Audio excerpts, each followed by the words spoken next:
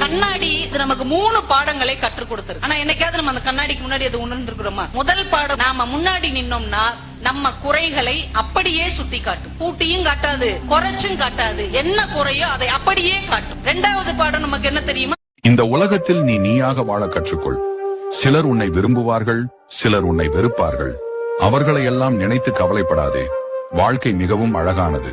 அதை நீங்கள் ரசிக்க தயாராக இருந்தால் அது உங்களுக்கு அழகான ஓவியத்தை காட்டும். வாழ்க்கையிலே நீ வெற்றி பெற வேண்டுமென்றால் தயவு செய்து எக்காரணம் முன்னிட்டு உன்னுடைய நேரத்தை வீணாக்காதே. சென்று கொண்டிருப்பவன் நேரத்தை வென்று கொண்டிருக்கிறான், நின்று கொண்டிருப்பவனை நேரம் தின்று கொண்டிருக்கிறான். நேரத்தை வீணாக்கும் போது கடிகாரத்தை பார். ஓடுவது பணம். இந்த உலகத்துல நம்ம கிட்ட பணம் இல்லைன்னா யாருமே மதிக்க மாட்டாங்க. முக்கியமா சொல்ல போனா நம்ம சொந்தக்காரங்க கூட உனக்கெல்லாம் என்ன தகுதி இருக்குன்னு முகத்துக்கு நேரா கேட்பாங்க. ஒரு மனிதன் வாழ்க்கையில் எல்லாவற்றையும் இழந்துவிட்டதாக நினைத்தான். வேலை இல்லை, உறவுகள் விலகின, நம்பிக்கையும் சோர்ந்தது.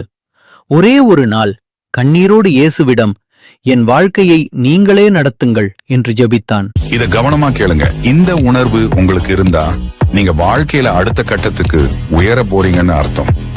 1, உங்களுக்கு எதுலையுமே ஆர்வம் இருக்காது. முன்னாடி ரொம்ப பிடிச்ச விஷயங்கள் கூட இப்ப பிடிக்காம போகலாம். இது முடிவு கிடையாது. நல்லா புரிஞ்சுக்கோங்க, இந்த உலகத்துல புதுசா ஒருத்தரை கண்டுபிடிக்கிறது ரொம்ப ஈஸி. ஆனா உங்களுக்கு உண்மையா இருக்க ஒருத்தரை கண்டுபிடிக்கிறது ரொம்ப கஷ்டம். ஏன்னா இப்பெல்லாம் எவனுமே உண்மையா இருக்க மாட்டேங்காங்க. மறந்தும் கூட டிசம்பர் மாதம் 24ஆம் தேதியை தவறவிட்டு விடாதீர்கள். அன்று அக்ரத சதுர்த்தி வருகிறது. இந்த நாளை தவறவிட்டால் நமக்கு தான் பெரும் நஷ்டம். இந்த நாளில் ஒரு தவறை செய்தால் நமக்கு சௌதிதி தோஷம் ஏற்படும் அபாயம் உள்ளது. விநாயகப் பெருமான் புதன் கிரகத்தில் நான் என் அனுபவத்தால் தெரிந்து கொண்ட சில உண்மைகள். சிலருக்கு நம்மை பிடிக்காமல் போவதற்கு நம் குணம் சரியில்லை என்பது காரணமில்லை. அவர்களுடைய குணத்திற்கு ஏற்றார் போல நமக்கு நடிக்க முடியவில்லை என்பதுதான் காரணம். நேரத்திற்கு தகுந்தார். இங்கு யாரும் தாழ்ந்தவர் இல்லை.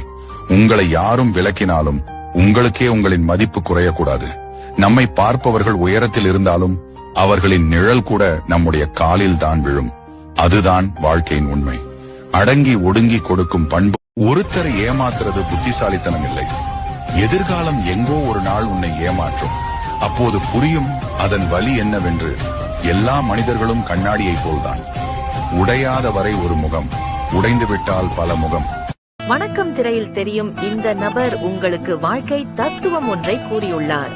வாழ்க்கையில் ஒவ்வொரு அனுபவமும் ஒரு பாடத்தை புரிய வைக்கும்.